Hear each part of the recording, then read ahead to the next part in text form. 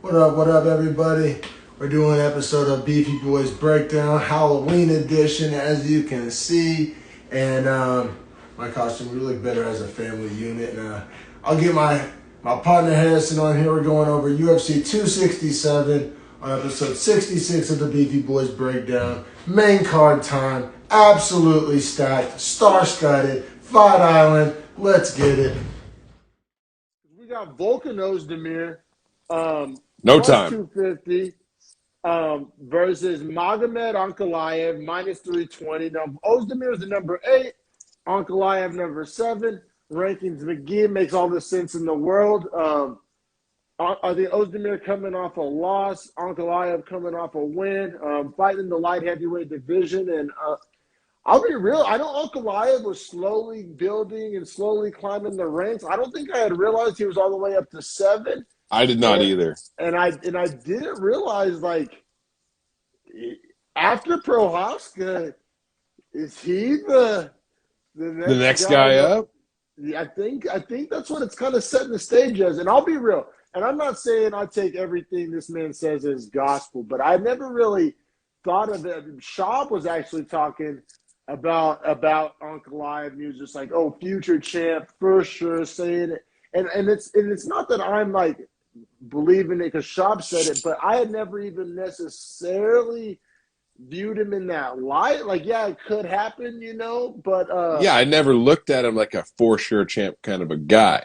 but now, I mean, it's starting to look a little bit that way, man. I mean, and as you can see, where we're going with this is just Ankalaev just put on just a clinic, just kind of like Duraev was outstriking the striker. We're making food, and I need to slap that vest on, apparently. Yeah, definitely making some breakdown surprise. You gonna go get the vest? I'll grab it real fast right here. The vest in the spirit of Halloween. Let's go. Thank you to the comment section.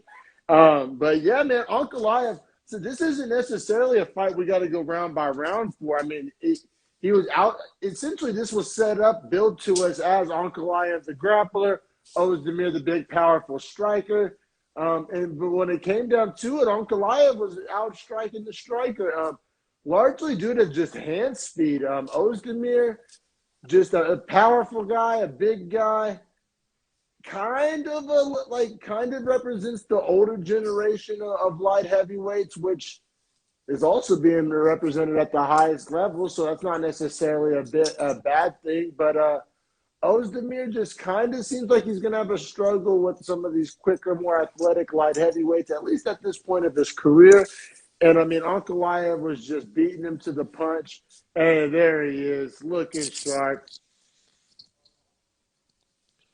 All right. There we go. Full character. We're here. There we go. We're here. And so I was just saying how Ankalaev was kind of built as grappler versus striker once again, but Ankalaev's hand speed was outstriking Ozdemir's power. I mean, just he was beating him to the punch, quite literally, in future of the light heavyweight division. Like, I don't think that's like an overstatement. I think Anthony Smith or Thiago Santos is going to get Ankalaev next. I think you're probably right. I just kind of don't want it to be Smith. I wouldn't even. I'm not the biggest Santos guy. That wouldn't I don't have like an emotional, that wouldn't make me feel any type of way. If they give it to Anthony Smith, man, I just feel like that's a little tough. Now, does it make a lot of sense? It sure as fuck does. Top 5, You think Blachowicz is going to fight Rakic?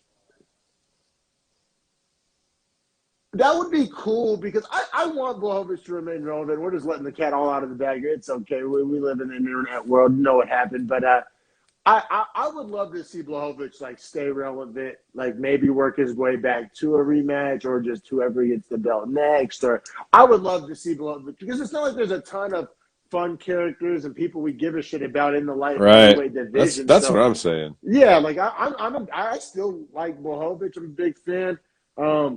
But it's crazy. A guy's good when breaking down his good performance. You can't help but bring up the champ and the belt and then the top contenders because that's the conversation Ankalaev finds himself in because it kind of creeped up on me. I'll be real. Other people, I guess, they said Schaub was kind of key to it or whatever, Some guys are, some guys aren't. You know, it snuck up on me, the Ankalaev, but I mean, I think he's fully a contender, and he's worth talking about with the Rockets and the Lionhearts and the Santoses and the top end of the light heavyweight division, man. Ankalaev, we got ourselves one. And I gotta say, I'm on board with it because his style is not boring. A guy that can grapple like that with that type of hands, his hands are fucking fire.